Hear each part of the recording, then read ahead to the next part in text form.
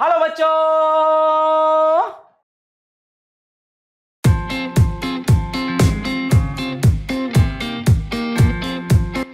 इस पूरी केमिस्ट्री को मैंने अपनी रगों में उतार लिया है। इसको भूलने का बिल्कुल भी मन नहीं है। आपको भी केमिस्ट्री के सभी कॉन्सेप्ट्स को बार बार रिवाइज करना है, प्रैक्टिस करनी है और ऐसे ही आगे बढ़ते रहना है।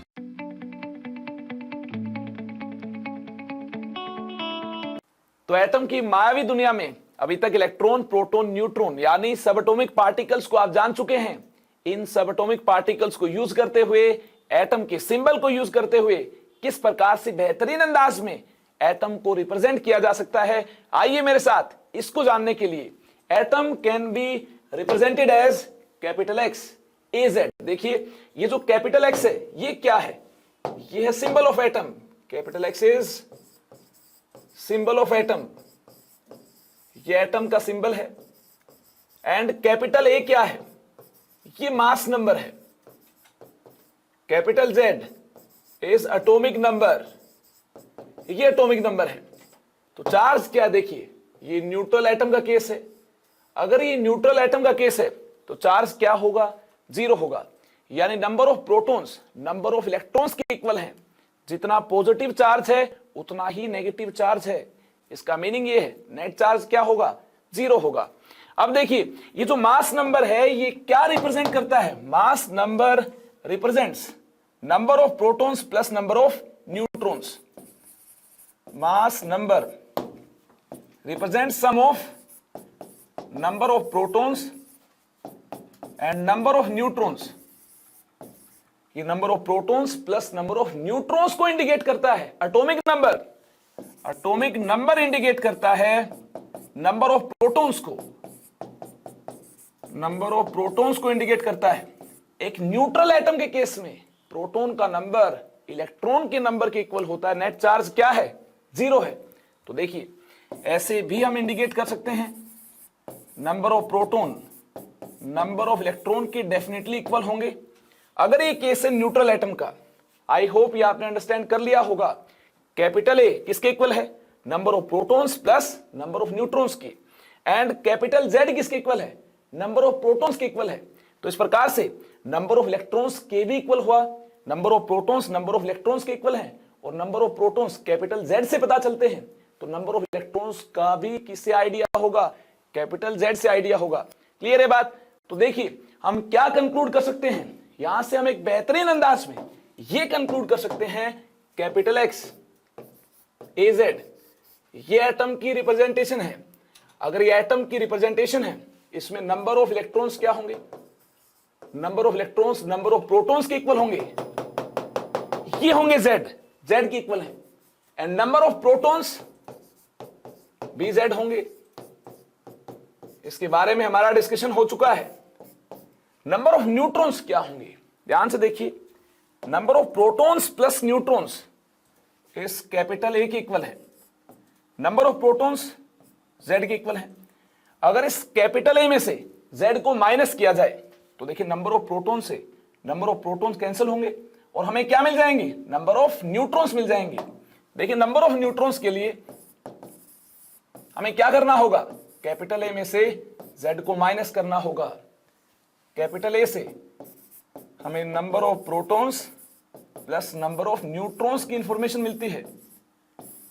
एंड कैपिटल जेड से नंबर ऑफ प्रोटॉन्स की इंफॉर्मेशन मिलती है। नंबर ऑफ प्रोटॉन से नंबर ऑफ प्रोटॉन्स कैंसिल हो जाएंगे। अगर ए में से जेड को माइनस करते हैं हमें क्या मिल जाएंगे? नंबर ऑफ न्यूट्रॉन्स मिल जाएंगे। इस प्रकार से खूबसूरत तरीके से हमने number of electrons, number of protons and number of neutrons को इंडिकेट कर लिया है। अब वक्त हो गया है इनके सेपरेटली मासेस को भी इंडिकेट करने का, ताकि जो कैलकुलेशन आज हम करना चाहते हैं उस कैलकुलेशन में हमें आसानी हो। हम एटॉमिक मास की बात करना चाहते हैं और अगर कोई हाइपोथेटिकल केस हमें गिवन हो तो उस केस में मास में कितना इंक्रीमेंट हो पाएगा, कितना डिक्रीमेंट हो पाएगा आइडियल केस से, उसको भी कंपेयर किया जाए। देखिए किन हाइपोथेटिकल केसेस की मैं बात कर रहा हूं, यह जानने के लिए आपको सबसे पहले यानी कि मासेस को सेपरेटली इंडिकेट करना होगा। जैसे mass of electron, mass of electron AMU unit में क्या है? इलेक्ट्रॉन का मास एटॉमिक मास यूनिट में 0.000548 AMU है। जानते हैं आप? जी हां, लास्ट लेक्चर में आपको बताया जा चुका है इलेक्ट्रॉन का मास AMU यूनिट में क्या होगा, इतना AMU होगा। ये काफी कम है, ये मास काफी कम है, इसको हम अप्रोक्सीमेटली 0 मान सकते हैं, क्योंकि प्रोटॉन न्यूट्रॉन का मास इस मास के कंपैरिजन में ज्यादा होता है। तो उसके कंपैरिजन में इसको हम इग्नोर कर सकते हैं, अप्रोक्सीमेटली 0 मान सकते हैं। यानी एटम के मास की कैलकुलेशन में, एटॉमिक मास की कैलकुलेशन में ये जो मास है इलेक्ट्रॉन का मास, ये कोई भी कंट्रीब्यूशन नहीं करेगा। हमें केवल और केवल एटॉमिक मास की कैलकुलेशन में प्रोटॉन न्यूट्रॉन के मासेस को इंक्लूड करना होगा, और किस नंबर के साथ प्रोटॉन न्यूट्रॉन प्रेजेंट है उसकी भी हमें बात करनी होगी। और यूनिटरी मेथड की हेल्प से जितना नंबर प्रोटॉन न्यूट्रॉन का होगा उस नंबर के कोरस्पोंडिंग उनके मासेस को हम कैलकुलेट करेंगे और प्रोटॉन न्यूट्रॉन के मासेस को ऐड कर देंगे, उससे हमें एटॉमिक मास मिल जाएगा। देखिए, मास ऑफ वन प्रोटॉन क्या है? Mass of one proton is 1.007 AMU। ये वन प्रोटॉन का मास है। मास ऑफ वन न्यूट्रॉन क्या है? Mass of one neutron is 1.008 AMU। ध्यान से देखिए, इसको अप्रोक्सीमेटली 1 AMU मान सकते हैं, इसको भी अप्रोक्सीमेटली 1 AMU मान सकते हैं। तो इस प्रकार से बेहतरीन अंदाज में जो प्रोटॉन न्यूट्रॉन का नंबर होगा, जी हां, number of protons plus number of neutrons होंगे, यानी मास नंबर होगा, उससे ही हमें क्या मिल जाएगा? एटॉमिक मास मिल जाएगा। देखिए, प्रोटॉन न्यूट्रॉन के नंबर का जो सम है ये क्या है? कैपिटल A है, ये मास नंबर है। देखिए, मास नंबर इक्वल होगा एटॉमिक मास की। मास नंबर एटॉमिक मास के कैसे इक्वल होगा? आइए इसकी बात करें। ये हम जानते हैं, ये जो कैपिटल A है ये रिप्रेजेंट करता है number of protons plus number of neutrons को। जब भी एटम के मास की हमें कैलकुलेशन करनी है तो इलेक्ट्रॉन के नंबर से हमें कोई मतलब नहीं है। इलेक्ट्रॉन का मास काफी कम है, इसको हमने एटम के मास की कैलकुलेशन में कंसिडर नहीं करना है। इतने कम मास को अगर कंसिडर करते भी हैं तो इससे हमें कोई भी सिग्निफिकेंट मास नहीं मिलेगा। यानी इसको ऐड करें या ना करें, एटॉमिक मास हमें क्या मिलेगा? ऑलमोस्ट सेम ही मिलेगा। तो इस केस में अगर हमें यह एटॉमिक मास की बात करनी है number of protons plus number of neutron से, तो देखिए किस प्रकार से एक यूनिटरी मेथड की हेल्प से आसानी के साथ आप मास नंबर को ही क्या बोल पाएंगे? एटॉमिक मास बोल पाएंगे।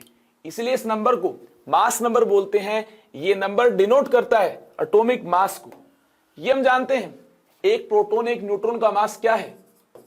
मास ऑफ वन प्रोटॉन और one neutron is 1 AMU। Number of protons plus number of neutrons ये कैपिटल A के इक्वल है। तो एटॉमिक मास क्या होगा? मास ऑफ वन एटम क्या होगा? Mass of one atom. और एटॉमिक मास यानी एटम में अगर इतने प्रोटॉन्स एंड न्यूट्रॉन्स हैं तो एटॉमिक मास क्या हो जाएगा? एक प्रोटॉन न्यूट्रॉन का मास 1 AMU है, इतने प्रोटॉन्स न्यूट्रॉन्स का मास क्या होगा? A AMU होगा। क्लियर है बात? और ये देखिए ध्यान से, 1 AMU 1.66 इंटू 10⁻⁻24 ग्राम के इक्वल है। अगर आप इस एटॉमिक मास को ग्राम यूनिट में कन्वर्ट करना चाहते हैं, ये भी कन्वर्जन किया जा सकता है। Atomic mass is equal to A into 1.66 into 10⁻⁻24 gram. Atomic mass unit में एटॉमिक मास ये होगा, ग्राम यूनिट में ये होगा। आइए बात करते हैं एक हाइपोथेटिकल क्वेश्चन की। इसी हाइपोथेटिकल क्वेश्चन के लिए मैंने आपको इतनी सारी इंफॉर्मेशन प्रोवाइड की है। हाइपोथेटिकल क्वेश्चन देखिए क्या है। Oxygen 16 mass of proton is doubled in oxygen 16 mass of oxygen is doubled and mass of neutron is 1/4, mass of electrons remains constant, then calculate percentage change in atomic mass। देखिए, सबसे पहले ideal case की बात करेंगे, उसके बाद hypothetical case में क्या हुआ होगा इसकी पूरी माया को जानेंगे। आइडियल केस क्या है? देखिए, आइडियल केस ये है, ऑक्सीजन 16 इसमें कितने प्रोटॉन्स हैं? इसमें प्रोटॉन्स हैं 8 प्रोटॉन्स, Z के इक्वल है। और न्यूट्रल एटम का केस है, 8 इलेक्ट्रॉन्स हैं, ये भी Z के इक्वल है। न्यूट्रॉन्स कितने हैं, A minus Z, 16 minus 8 neutrons है, A माइनस Z के इक्वल है, 8 न्यूट्रॉन्स है। क्लियर है बात? ये है आइडियल केस, ये आइडियल केस है। अब बारी है क्वेश्चन में दिए गए हाइपोथेटिकल केस को अंडरस्टैंड करने की। देखिए हाइपोथेटिकल केस क्या है, ये आपके सामने है। हाइपोथेटिकल केस में हमें प्रोटॉन के मास को डबल करना है और हमें न्यूट्रॉन के मास को 1/4 करना है। देखिए प्रोटॉन का मास क्या है, 8 प्रोटॉन्स है, तो इसका मास क्या है हमारे पास 8 mu। इलेक्ट्रॉन के मास को हमें कंसिडर वैसे भी नहीं करना, एटॉमिक मास की कैलकुलेशन में 8 न्यूट्रॉन का मास क्या है 8 mu है। अब देखिए क्या करना होगा, इस हाइपोथेटिकल केस में हमें प्रोटॉन के मास को डबल करना है, यानी प्रोटॉन के मास को हमें 8 mu से क्या बनाना है 16 mu, इसको 2 से मल्टीप्लाई करना है। ये हुआ प्रोटॉन का मास। एंड न्यूट्रॉन का मास, जितने न्यूट्रॉन्स प्रेजेंट हैं, देखिए इसके कोरस्पॉन्डिंग न्यूट्रॉन के मास को हमें 1/4 करना है, यानी अभी 8 न्यूट्रॉन का मास 8 mu है, 8 न्यूट्रॉन्स का मास 8 mu है, तो इसको हमें 1/4 करना है इंटू 1/4। तो यहां से देखिए मास क्या मिलता है 2 mu, यहां से मास 16 mu। तो आइडियल केस था तो एटॉमिक मास क्या था, आइडियल केस था तो एटॉमिक मास, यहां देखिए इसकी खोपड़ी में क्या लिखा हुआ है 16 लिखा हुआ है। अगर इसकी खोपड़ी में 16 लिखा हुआ है तो ये क्या है आइडियल केस में एटॉमिक मास है। अब देखिए हाइपोथेटिकल केस में एटॉमिक मास क्या होगा, हाइपोथेटिकल केस में एटॉमिक मास 16 + 2 18 होगा। ये देखिए हाइपोथेटिकल केस है तो 18 हो सकता है, बिल्कुल हो सकता है। और आइडियल केस में ऑक्सीजन 16 का एटॉमिक मास क्या होगा 16 होगा। आई होप इसको आपने अंडरस्टैंड कर लिया, यानी एटॉमिक मास इंक्रीज हुआ है। अगर आप यहां पे इस क्वेश्चन में दिए गए डेटा को कंसिडर करते हैं तो आइडियल केस के कंपैरिजन में इस हाइपोथेटिकल केस में एटॉमिक मास क्या होगा, ऑक्सीजन का ज्यादा होगा। तो परसेंटेज चेंज क्या है, आइए इसकी बात करें। अब हमें परसेंटेज चेंज की बात करनी है। परसेंटेज चेंज किस प्रकार से है, इंक्रीज हुआ है मास, यानी परसेंटेज इंक्रीमेंट क्या हुआ होगा, इसकी हम बेहतरीन अंदाज में बात कर पाएंगे। सबसे पहले हम बात करेंगे परसेंटेज चेंज की। Percentage change delta M divided by M ideal, atomic mass ideal. Ideal case के रिस्पेक्ट में हमें सारी कैलकुलेशन करनी है। डेल्टा एम क्या होगा 18 - 16, जो भी मास का चेंज है। हाइपोथेटिकल केस में एटॉमिक मास 18 है, आइडियल केस में 16 है, तो एटॉमिक मास का चेंज क्या हुआ 18 - 16 हुआ। और आइडियल केस में एटॉमिक मास क्या है 16 है, इससे डिवाइड किया। परसेंटेज की बात करनी है इंटू 100 करना होगा, परसेंटेज की बात करनी है इंटू 100 करना होगा। यहां से देखिए 2/16 इंटू 100 क्या मिलता है, यहां 8 मिलता है। 2 4 = 8, 2 5 = 10, ये मिलता है 12.5%। अगर ऐसा हुआ तो इस केस में मास ऑफ ऑक्सीजन इंक्रीजेस बाय 12.5%। जी हां, आइडियल केस के कंपैरिजन में अगर आपने प्रोटॉन के मास को डबल किया, न्यूट्रॉन के मास को 1/4 किया, तो एटम का मास कितने % इंक्रीज हो जाएगा, यह आपके सामने है 12.5% इंक्रीज हो जाएगा। चलिए इसके बाद बारी है एक और हाइपोथेटिकल क्वेश्चन की। क्वेश्चन आपके सामने है, स्क्रीन पर आप देख सकते हैं। In nitrogen 14 mass attributed to electron is doubled and mass attributed to proton is halved while mass of neutron remains constant. Calculate percentage change in atomic mass. देखिए आइडियल केस क्या है, इसके बाद हाइपोथेटिकल केस की बात करेंगे और percentage change क्या होगा मास में, इसकी बेहतरीन अंदाज में बात की जाएगी। नाइट्रोजन 14 का केस हमारे पास है। नाइट्रोजन 14 7 का केस हमारे पास है। अब देखिए नंबर ऑफ प्रोटॉन्स क्या होंगे, ये Z के इक्वल होंगे, Z 7 है, यानी ये है नंबर ऑफ प्रोटॉन्स जो कि इक्वल है नंबर ऑफ इलेक्ट्रॉन्स की। क्लियर है बात। अब देखिए मास नंबर क्या है, कैपिटल इज मास नंबर, ये 14 है, ये मास नंबर है जो रिप्रेजेंट करता है number of protons plus number of neutrons को। A माइनस जेड क्या होगा, A माइनस जेड 14 माइनस 7, ये 7 होगा। ये इंडिकेट करता है नंबर ऑफ न्यूट्रॉन्स को। नंबर ऑफ न्यूट्रॉन्स क्या होंगे, A माइनस जेड के इक्वल होंगे, और नंबर ऑफ न्यूट्रॉन्स इस केस में 7 होंगे। क्लियर है बात। नंबर ऑफ प्रोटॉन्स 7 होंगे, नंबर ऑफ इलेक्ट्रॉन्स भी 7 होंगे। ये आप देख सकते हैं, ये आइडियल केस है। अगर यहां पर एक इलेक्ट्रॉन के मास की बात की जाए, एक प्रोटॉन के मास की बात की जाए, एक न्यूट्रॉन के मास की बात की जाए, mass of electron 0.0000548, mass of proton 1 AMU। Atomic mass unit में इन मासेस को इंडिकेट किया गया है। मास ऑफ न्यूट्रॉन क्या है, 1 AMU। अब बारी है हाइपोथेटिकल केस की। देखिए अगर बात करें आइडियल केस की, तो यहां पर अगर 7 प्रोटॉन 7 न्यूट्रॉन 7 इलेक्ट्रॉन्स हैं, तो यहां नाइट्रोजन 14 7 में प्रोटॉन का मास क्या है, ये 7 AMU, 7 AMU mass of proton, mass of proton, and 7 AMU ही क्या होगा, मास ऑफ न्यूट्रॉन होगा। न्यूट्रॉन्स कितने हैं आप देख सकते हैं, प्रोटॉन 7 है, न्यूट्रॉन्स भी 7 है, प्रोटॉन 7 है, न्यूट्रॉन्स भी 7 है। तो प्रोटॉन का मास क्या हुआ, 7 AMU हुआ। एक प्रोटॉन का मास 1 AMU, तो 7 प्रोटॉन्स का मास 7 AMU। एक न्यूट्रॉन का मास 1 AMU, तो 7 न्यूट्रॉन्स का मास क्या होगा, 7 AMU होगा। ये हमारे पास आइडियल केस है, यानी नाइट्रोजन 14 7 का एटॉमिक मास क्या होगा, 7 + 7 14 होगा, ये आप जानते हैं।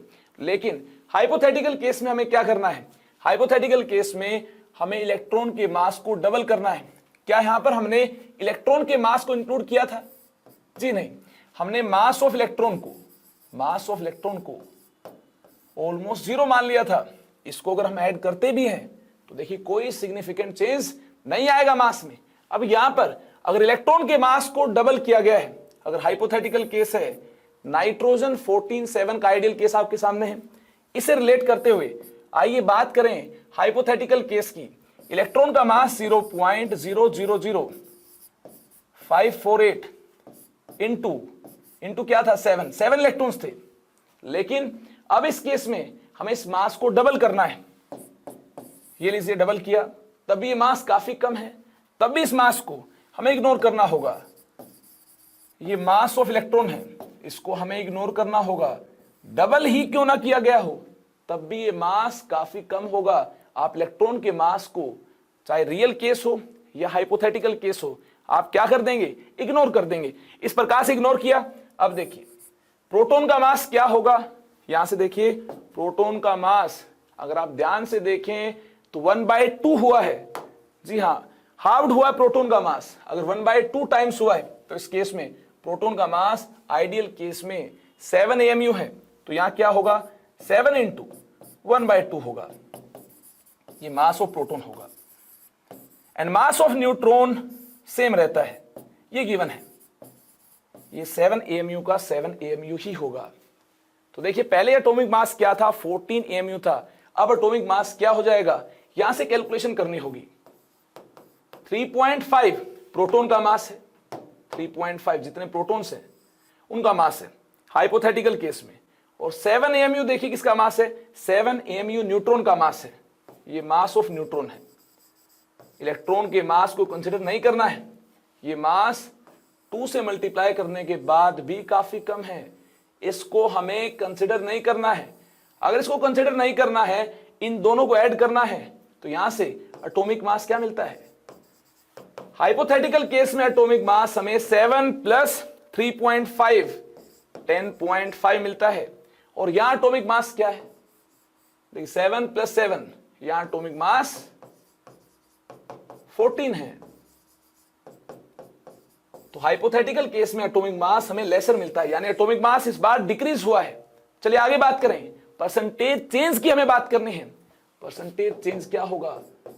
परसेंटेज चेंज होगा change in atomic mass delta M divided by atomic mass of ideal case. Ideal case यानी नाइट्रोजन 14.7 में जो एटॉमिक मास 14 है उससे हमें डिवाइड करना होगा। क्लियर है बात? इनटू 100। देखिए जो परसेंटेज चेंज होगा ये हमेशा पॉजिटिव होगा, इंक्रीज होगा या डिक्रीज होगा इसकी हम बात कर लेंगे। तो डेल्टा एम को हमें पॉजिटिव ही लेना है, तो यहां पर मैंने मोड अप्लाई कर दिया है। तो देखिए चेंज क्या है? चेंज हमारे पास है 14 माइनस 10.5, और यानी को कंपेयर करने से हम बेहतरीन अंदाज में अंडरस्टैंड कर सकते हैं एटॉमिक मास डिक्रीज हुआ, ये 14 है, ये क्या है 10.5 है। तो डिफरेंस क्या होगा? कितना डिफरेंस होगा? 10.5 माइनस 14, ये जो डिफरेंस होगा हमारे पास ये हुआ 3.5 का। तो देखिए मोड लगाया हुआ है तो माइनस 3.5 है, तो 3.5 ही हमें रिप्रेजेंट करना होगा। मोड अप्लाई किया हुआ है, इसका मीनिंग माइनस 3.5 क्या हो जाएगा? प्लस 3.5 हो जाएगा। और आइडियल केस में मास क्या है? ये देखिए एटॉमिक मास 14 है, इसे डिवाइड किया इनटू 100, यहां से हमें 350 डिवाइडेड बाय 14 ये मिलता है। जल्दी से इसको सिंप्लीफाई कीजिए। सिंप्लीफाई करने के बाद देखिए आपको क्या मिलता है। इसको सिंप्लीफाई करने के बाद आपको मिलता है 25% डिक्रीमेंट इन एटॉमिक मास। जी हां, एटॉमिक मास डिक्रीजेस बाय, अगर ऐसा हुआ तो क्या होगा? एटॉमिक मास डिक्रीजेस बाय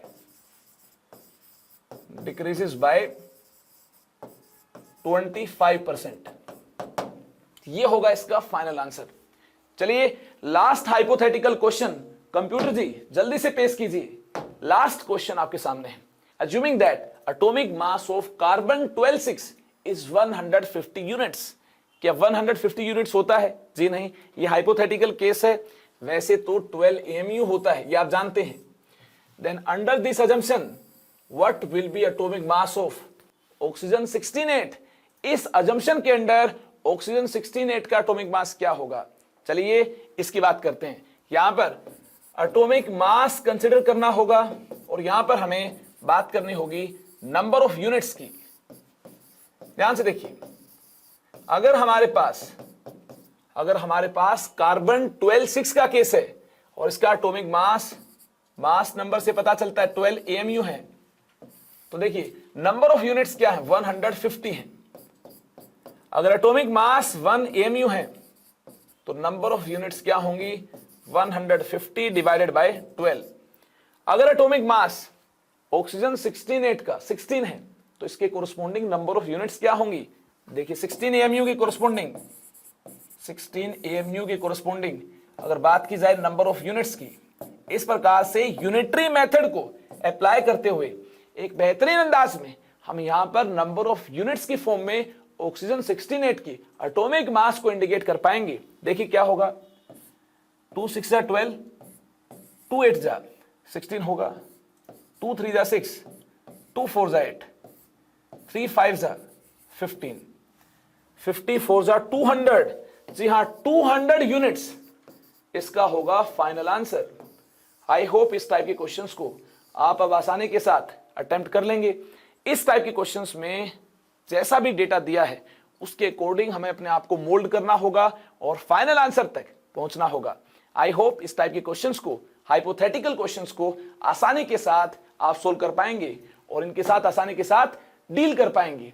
देखिए इन सभी हाइपोथेटिकल केसेस को अंडरस्टैंड करने के बाद अब वक्त हो गया है कुछ इंपोर्टेंट टर्म्स को जानने का।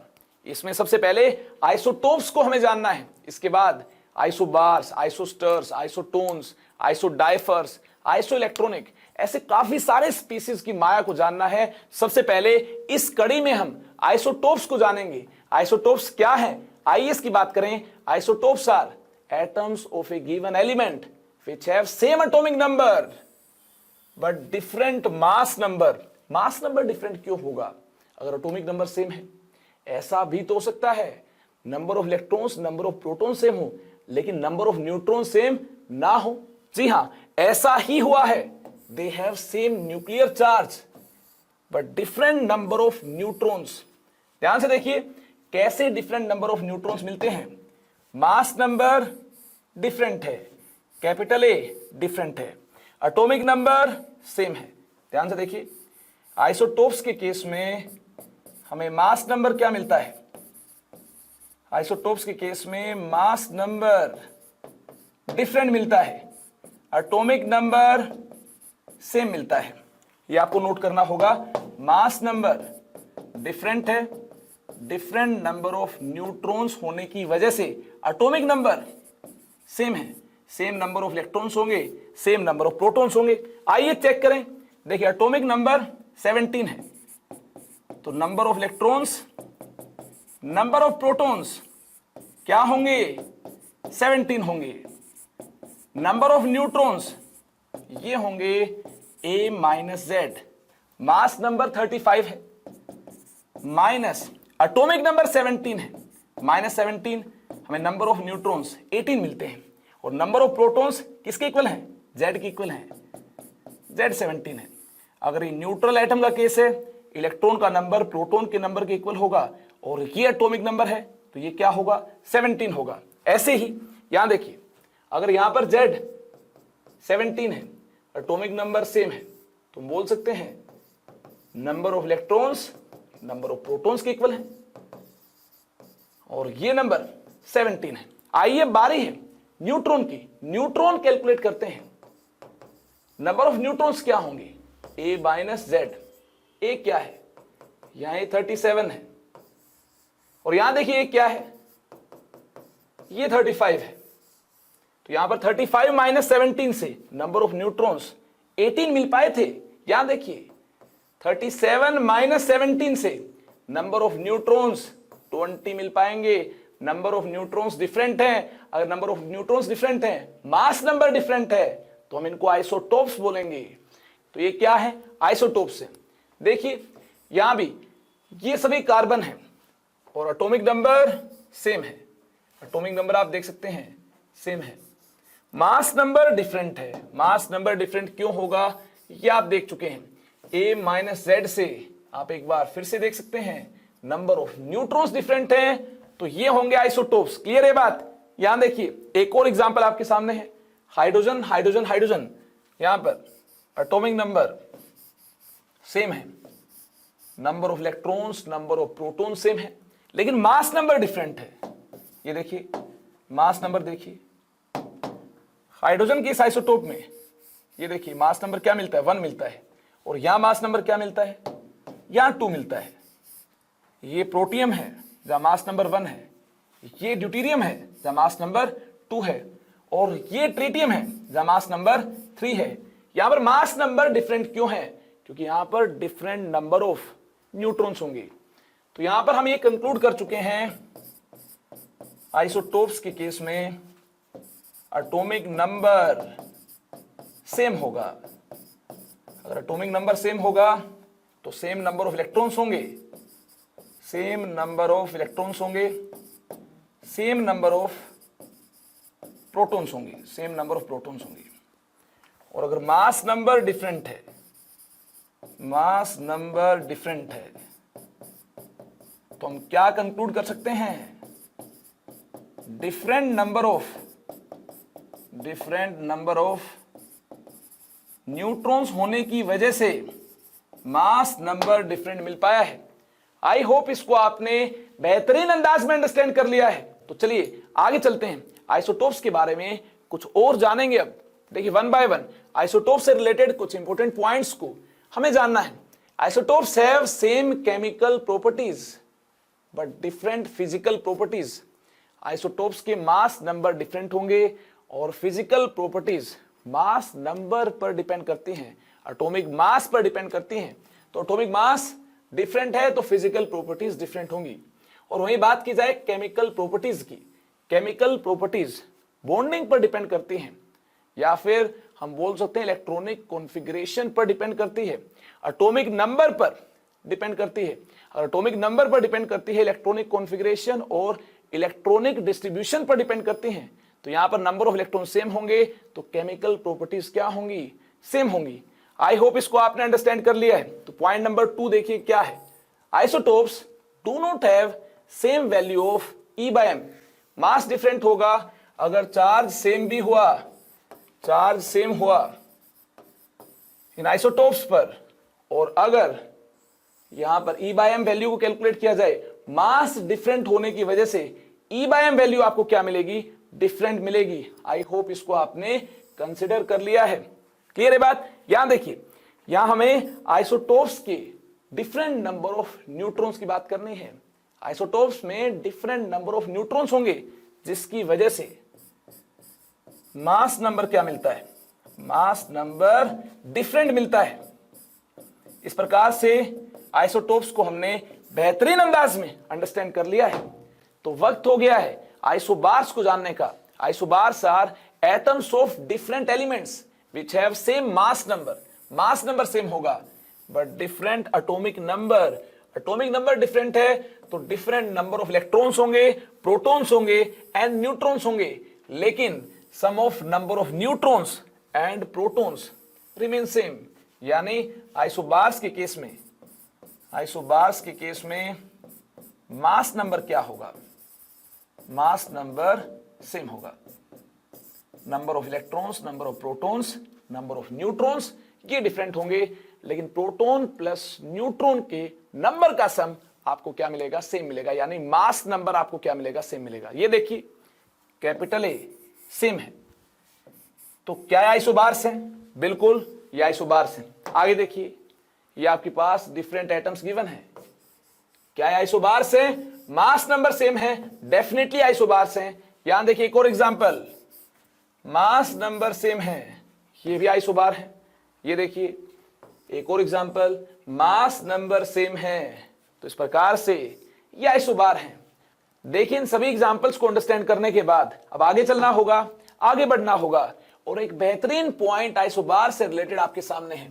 Isobars have different chemical and physical properties. ऐसा क्यों है, डिफरेंट टाइप के एटम्स होंगे, डिफरेंट इंटरेक्शन होगी, इलेक्ट्रॉनिक डिस्ट्रीब्यूशन डिफरेंट होगा, बॉन्डिंग डिफरेंट होगी, तो physical as well as chemical properties isobars के केस में क्या होगी, डिफरेंट होगी। यह आपको जानना है। अब वक्त हो गया है आइसोडाइफर्स को अंडरस्टैंड करने का। आइसोडाइफर्स क्या है, आइए जाने आइसोडाइफर्स के बारे में।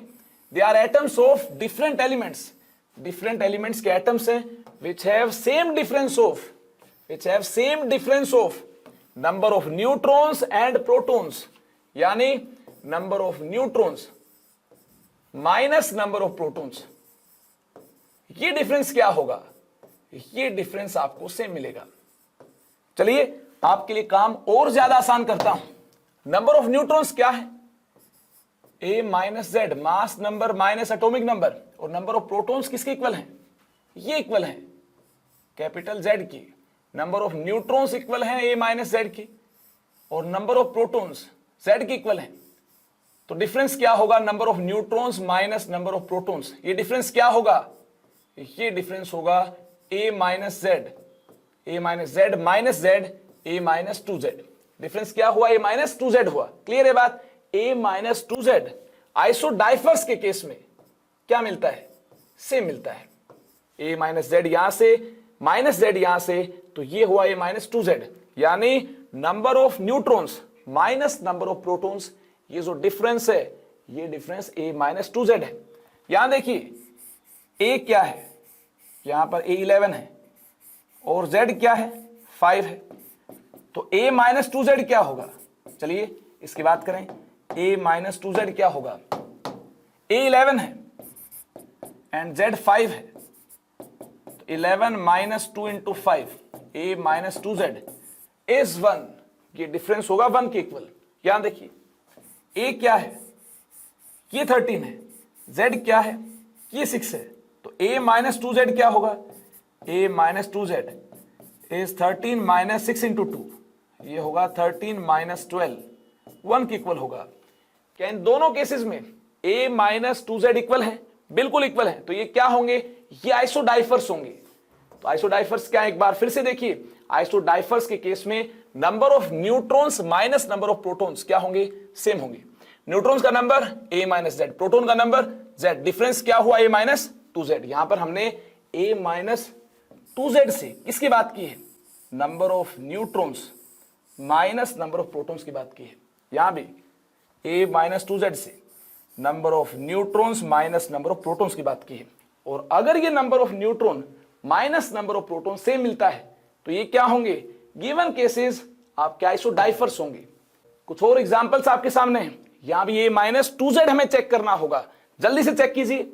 ये a है, ये z है, तो a माइनस 2z क्या होगा, 15 माइनस 7 इंटू 2, a 15 है और z 7 है, तो a minus 2z 15 minus 2 into 7, ये 1 के इक्वल है। यहां देखिए a 19 है, z 9 है, तो a माइनस 2z क्या होगा, 19 माइनस 9 इंटू 2, ये 1 होगा। जी हाँ, number of neutrons minus number of protons क्या मिलते हैं, सेम मिलते हैं, तो क्या होंगे, आइसोडाइफर्स होंगे। और ये हमें a माइनस 2z से चेक करना होगा। यहां देखिए a 15 है, z 7 है, 15 minus 2 into 7, a minus 2z किसके इक्वल है, 1 के इक्वल है। यहां पहले ही देख चुके हम। यहां देखिए पोटासियम 39 19, a 39 है, 39 minus 2 into 19, 39 minus 38, a minus 2z क्या होगा, ये 1 के इक्वल होगा। यहां देखिए a 31 है, z 15 है, a माइनस 2z क्या होगा, 31 माइनस 15 इंटू 2, 31 माइनस 30 1 होगा। ये भी आइसोडाइफर्स हैं, तीनों ही आइसोडाइफर्स हैं, a minus 2z। Example number 3 में सेम है, एग्जाम्पल नंबर 2 में सेम है, ये भी आइसोडाइफर्स हैं और ये सभी भी क्या हैं, आइसोडाइफर्स हैं। चलिए आगे चलते हैं। क्या ये सभी आइसोडाइफर्स हैं? आइसोडाइफर्स की दुनिया में ये आपके लिए होमवर्क है, ये चेक करना है क्या ये आइसोडाइफर्स हैं, क्या इन सभी के a माइनस 2z यानी number of neutrons minus number of protons same है, ये आपको चेक करना होगा। चलिए आगे चलते हैं। एक और इंपॉर्टेंट टर्म आपके सामने है, isotones, isoneutronic species, isotonic species. Isotone नाम से ही आपको पता चल रहा है यहां पर डेफिनेटली नंबर ऑफ न्यूट्रॉन्स क्या होंगे, सेम होंगे। देखिए they are atoms of different elements which have same number of neutrons. जी हां, नंबर ऑफ न्यूट्रॉन्स आपको क्या मिलेंगे, सेम मिलेंगे। अगर नंबर ऑफ न्यूट्रॉन सेम है, नंबर ऑफ न्यूट्रॉन सेम है, इसका क्या मीनिंग है, नंबर ऑफ न्यूट्रॉन्स हमें a माइनस जेड से मिलते हैं, इसका मीनिंग है a माइनस जेड सेम है। तो क्या चेक करना होगा, इन सभी केसेस में a माइनस जेड चेक करना होगा। ये देखिए a क्या है, 3 है, z क्या है, 1 है, 3 माइनस 1, a माइनस जेड क्या होगा, 2 होगा, a माइनस जेड यहां 2 है। यहां देखिए a 4 है, z 2 है, तो a माइनस जेड क्या हुआ, 4 माइनस 2, ये 2 हुआ। क्या नंबर ऑफ न्यूट्रॉन सेम है, क्या a माइनस जेड सेम है, बिल्कुल सेम है। तो ये क्या होंगे, ये आइसो न्यूट्रॉनिक, आइसोटोन्स और आइसोटोनिक स्पीसीज होंगे। आई होप इसको आपने अंडरस्टैंड कर लिया है। एग्जाम्पल नंबर 1 के बाद अब बारी है एग्जाम्पल नंबर 2 की। Mass number capital A 39 and atomic number capital Z 19, mass number capital A 40, atomic number capital Z 20। देखिए a माइनस जेड क्या होगा, 39 माइनस 19 20 होगा। यहां देखिए a माइनस जेड क्या होगा, 40 माइनस 20 20 होगा। नंबर ऑफ न्यूट्रॉन सेम है, a माइनस जेड सेम है, नंबर ऑफ न्यूट्रॉन सेम है, तो ये क्या होंगे, आइसोटोन्स होंगे। यहां भी चेक कीजिए जल्दी से, a माइनस जेड क्या होगा, 14 माइनस 6 8 होगा, 16 माइनस 8 8 होगा। आइसोटोन्स होंगे, बिल्कुल होंगे। यहां देखिए 24 माइनस 12 12 होगा। यहां देखिए 23 माइनस 11 12 होगा। आइसोटोन्स हैं, बिल्कुल हैं। नंबर ऑफ न्यूट्रॉन्स सेम है, a माइनस जेड सेम है। यहां देखिए 31 माइनस 15 a माइनस जेड 16 होगा, 32 माइनस 16 a माइनस जेड 16 होगा। ये माइनस जेड इन दोनों केसेस में भी सेम है, ये भी क्या होंगे, आइसोटोन होंगे। अगर ऐसा है तो चलिए फ्लोरीन 99, नियोन 2010, चलिए इनके भी a माइनस जेड चेक करने होंगे। 19 माइनस 9, a माइनस जेड क्या है 10 है। यहां देखिए a माइनस जेड क्या होगा 20 माइनस 10 होगा। a माइनस जेड सेम है यानी नंबर ऑफ न्यूट्रॉन सेम है, ये क्या होंगे आइसो न्यूट्रॉनिक होंगे। आई होप इसको आपने अंडरस्टैंड कर लिया है। अब इनके भी a माइनस जेड चेक करने होंगे। तो देखिए a माइनस जेड क्या है 9 माइनस 4 5 है। यहां देखिए a माइनस जेड क्या है 10 माइनस 5, a माइनस जेड 5 है। a माइनस जेड सेम है, ये भी क्या होंगे आइसो न्यूट्रॉनिक होंगे, आइसोटोन होंगे। अगर ये आप अंडरस्टैंड कर चुके हैं, आइसोटोन की पूरी माया जान चुके हैं, अब वक्त हो गया है आइसो इलेक्ट्रॉनिक स्पीसीज को जानने का। आइसो इलेक्ट्रॉनिक नाम से ही पता चलता है नंबर ऑफ इलेक्ट्रॉन्स क्या होंगे सेम होंगे, नंबर ऑफ इलेक्ट्रॉन्स सेम होंगे, तो इनको हम क्या बोलेंगे नंबर ऑफ इलेक्ट्रॉन्स सेम है। तो ये आइसो इलेक्ट्रॉनिक स्पीसीज हैं। ये एटम्स हो सकते हैं, मॉलिक्यूल्स हो सकते हैं, आयंस हो सकते हैं। दे आर एटम्स, मॉलिक्यूल्स और ions which have same number of electrons, same number of electrons होंगे, तो इनको हम बोलेंगे आइसो इलेक्ट्रॉनिक स्पीसीज। एटम्स हो सकते हैं, मॉलिक्यूल्स हो सकते हैं और क्या हो सकते हैं आयंस हो सकते हैं। तो इन केसेस में हमें नंबर ऑफ इलेक्ट्रॉन्स को एक बेहतरीन अंदाज में कैलकुलेट करना होगा। अगर नंबर ऑफ इलेक्ट्रॉन सेम है तो हम बोलेंगे ये क्या है आइसो इलेक्ट्रॉनिक स्पीसीज है। देखिए एग्जांपल नंबर 1 क्या है, नियोन 2010 इसकी रिप्रेजेंटेशन होती है। न्यूट्रल केस है तो देखिए एटॉमिक नंबर 10 है, नंबर ऑफ प्रोटॉन्स जितने होंगे उतने ही नंबर ऑफ इलेक्ट्रॉन्स होंगे। नियोन 2010 से हमें देखिए क्या मिलते हैं, इसके नंबर ऑफ इलेक्ट्रॉन्स 10 मिलते हैं। अब ये देखिए चार्ज्ड केस है, सोडियम 2311 होता है। अगर न्यूट्रल होता तो number of proton number of electron के इक्वल होते और 11 इलेक्ट्रॉन होते, लेकिन एक इलेक्ट्रॉन की डेफिशिएंसी है, एक इलेक्ट्रॉन रिमूव होने के बाद ये +1 चार्ज आया होगा, यानी 11 इलेक्ट्रॉन यहां थे, एक इलेक्ट्रॉन रिमूव हुआ, कितने इलेक्ट्रॉन्स होंगे 10 होंगे।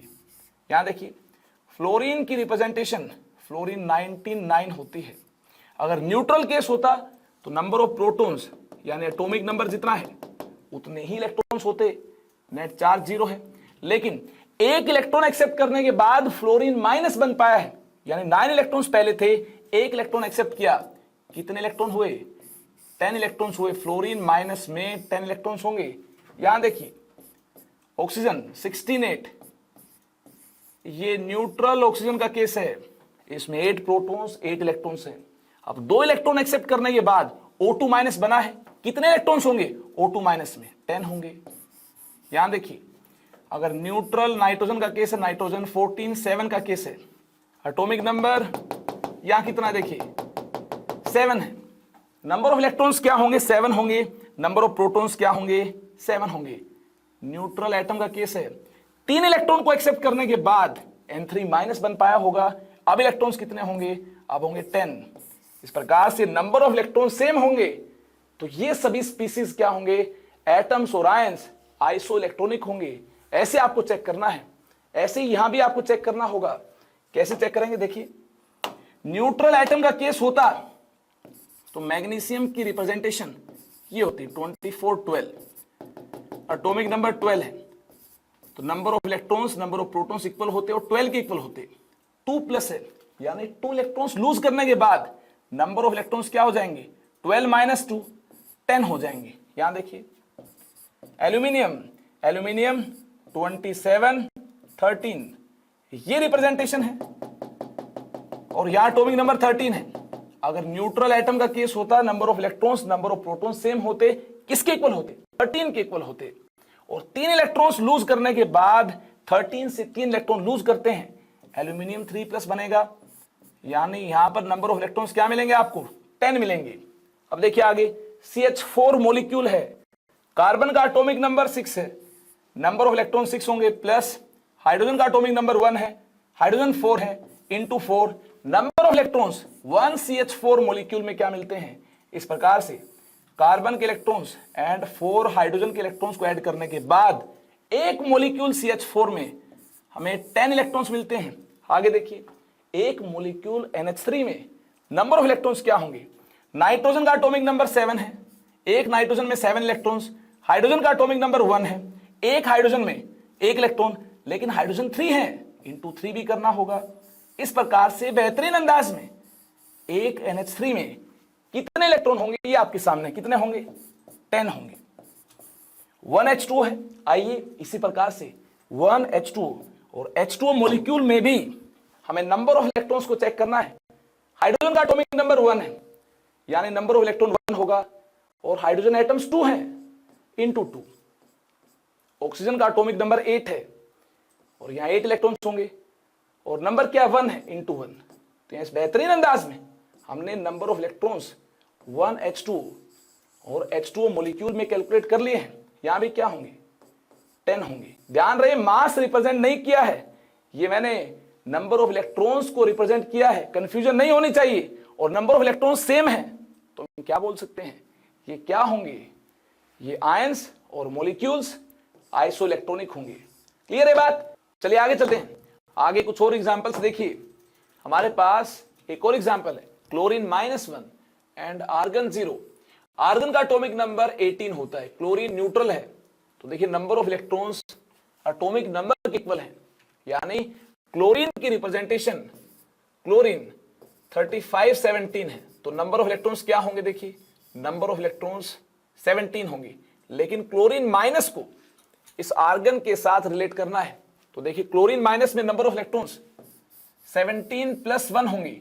एक इलेक्ट्रॉन एक्सेप्ट करने के बाद ही क्लोरीन -1 बन पाया होगा, तो 17 + 1 नंबर ऑफ इलेक्ट्रॉन्स यहाँ 18 होंगे, और आर्गन में भी 18 इलेक्ट्रॉन्स हैं, again number of electrons same है, तो ये क्या होंगे? आइसो इलेक्ट्रॉनिक होंगे। बोरोन का एटॉमिक नंबर 5 है, नंबर ऑफ इलेक्ट्रॉन्स 5 होंगे, प्लस फ्लोरीन का एटॉमिक नंबर 9 है, फ्लोरीन 3 है, इंटू 3। यहां से टोटल नंबर ऑफ इलेक्ट्रॉन्स क्या मिलते हैं? ये हमें मिलते हैं 32। अब बारी इसकी है, सल्फर का एटॉमिक नंबर 16, सल्फर 1 है, इंटू 1, प्लस ऑक्सीजन का एटॉमिक नंबर 8 है, 8 इलेक्ट्रॉन्स होंगे 1 न्यूट्रल ऑक्सीजन में, और ऑक्सीजन का नंबर 2 है, इंटू 2। तो यहां से भी देखिए नंबर ऑफ इलेक्ट्रॉन्स 32 मिलते हैं, तो ये मॉलिक्यूल्स भी क्या हो जाएंगे? आइसो इलेक्ट्रॉनिक हो जाएंगे। आइसो इलेक्ट्रॉनिक स्पीसीज की पूरी माया को अंडरस्टैंड करने के बाद अब वक्त हो गया है लास्ट इंपोर्टेंट टर्म को जानने का। आज के सेशन में हम जानेंगे अब आइसोस्टर्स क्या है। आइए सबसे पहले डेफिनेशन की बात करते हैं। Isosters are molecules which have same number of electrons as well as same number of atoms। Atoms का नंबर भी सेम होना चाहिए और साथ में नंबर ऑफ इलेक्ट्रॉन्स भी सेम होने चाहिए। देखिए नंबर ऑफ एटम्स क्या है? नंबर ऑफ एटम्स यहां पर 1 + 2 3 है, 1 कार्बन 2 ऑक्सीजन एटम्स हैं, तो टोटल नंबर ऑफ एटम्स 3 हैं। यहां देखिए number of atoms 2 nitrogen atoms 1 oxygen atom, number of atoms 3 हैं। अब बारी है नंबर ऑफ इलेक्ट्रॉन्स को चेक करने की। देखिए कार्बन का एटॉमिक नंबर 6 है, 6 × 1, प्लस ऑक्सीजन का एटॉमिक नंबर 8 है, 8 × 2। नंबर ऑफ इलेक्ट्रॉन्स 22 है। N2 में नंबर ऑफ इलेक्ट्रॉन्स क्या है? नाइट्रोजन का एटॉमिक नंबर 7 है, 7 × 2, प्लस ऑक्सीजन का एटॉमिक नंबर 8 है, 8 × 1, तो यहां पर 22 इलेक्ट्रॉन्स मिलते हैं। इलेक्ट्रॉन सेम है, आइसो इलेक्ट्रॉनिक है, और साथ में नंबर ऑफ एटम्स भी सेम है। अगर एटम का नंबर सेम है, नंबर ऑफ इलेक्ट्रॉन सेम है, ऐसे आइसो इलेक्ट्रॉनिक स्पीसीज जिनमें नंबर ऑफ एटम्स सेम हो, ऐसे मॉलिक्यूल्स जिनमें नंबर ऑफ एटम्स भी सेम हो, नंबर ऑफ इलेक्ट्रॉन्स भी सेम हो, इन्हें हम क्या बोलेंगे? इन्हें हम आइसोस्टर्स बोलेंगे। आई होप ये एग्जांपल नंबर 1 आपको क्लियर है। अब बारी एग्जांपल नंबर 2 की है। यहां नंबर ऑफ एटम्स देखिए, 1 कैल्शियम 1 ऑक्सीजन, 2 एटम्स है। यहां देखिए नंबर ऑफ एटम्स कितने होंगे? 1 पोटासियम 1 फ्लोरीन, 2 एटम्स होंगे। क्लियर है बात? अब एटॉमिक नंबर से हम नंबर ऑफ इलेक्ट्रॉन्स भी चेक कर पाएंगे। कैल्शियम का एटॉमिक नंबर 20, ऑक्सीजन का एटॉमिक नंबर 8, तो यहां से हमें नंबर ऑफ इलेक्ट्रॉन्स 28 मिलते हैं। यहां देखिए पोटासियम का एटॉमिक नंबर 19, फ्लोरीन का एटॉमिक नंबर 9, यहां से देखिए नंबर ऑफ इलेक्ट्रॉन्स क्या मिलते हैं? 28।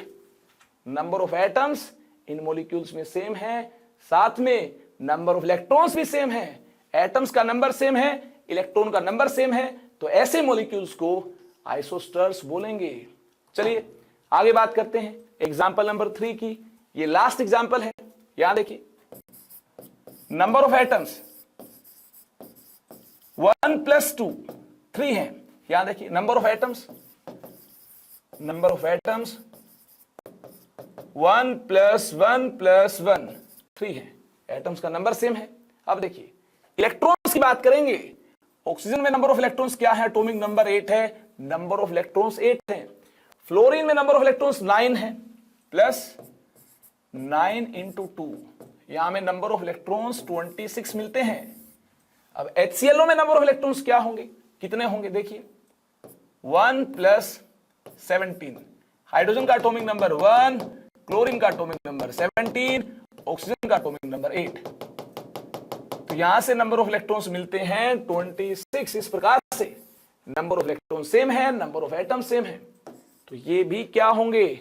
आइसोस्टर्स होंगे। आइसोस्टर्स की पूरी माया आप अंडरस्टैंड कर चुके हैं। ऐसे मॉलिक्यूल्स जिनमें एटम्स का नंबर सेम हो और साथ में नंबर ऑफ इलेक्ट्रॉन्स भी क्या होने चाहिए? सेम होने चाहिए। देखिए कि ऐसी स्टेटमेंट पास की जा सकती है, सभी आइसोस्टर्स आइसो इलेक्ट्रॉनिक होंगे। बिल्कुल, नंबर ऑफ इलेक्ट्रॉन सेम है तो सभी आइसोस्टर्स को आइसो इलेक्ट्रॉनिक स्पीसीज बोल सकते हैं। Very important point, all isosters are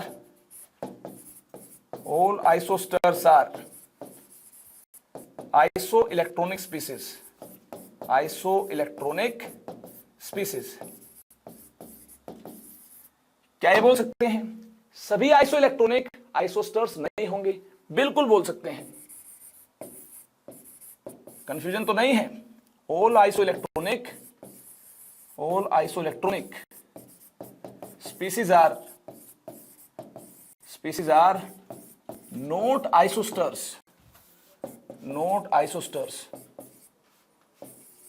अगर आइसोइलेक्ट्रॉनिक स्पीसीज ऐसे हैं जिनमें नंबर ऑफ एटम सेम है ही नहीं तो क्या आइसोस्टर्स होंगे? बिल्कुल नहीं होंगे। आई होप इन सभी टर्म्स के बारे में आपने बेहतरीन अंदाज में अंडरस्टैंडिंग बना ली होगी। अब नेक्स्ट सेशन में हमें Thompson model, Rutherford alpha scattering experiment और रदरफोर्ड मॉडल को एक बेहतरीन अंदाज में फिनिश करना है। तब तक के लिए इस पूरे चैप्टर को अपनी पूरी जी जान से रिवाइज करते रहें और मेरे साथ बने रहें। Thank you very much, stay connected with me. Bye bye, take care. पढ़ाई करते रहें। All the very best.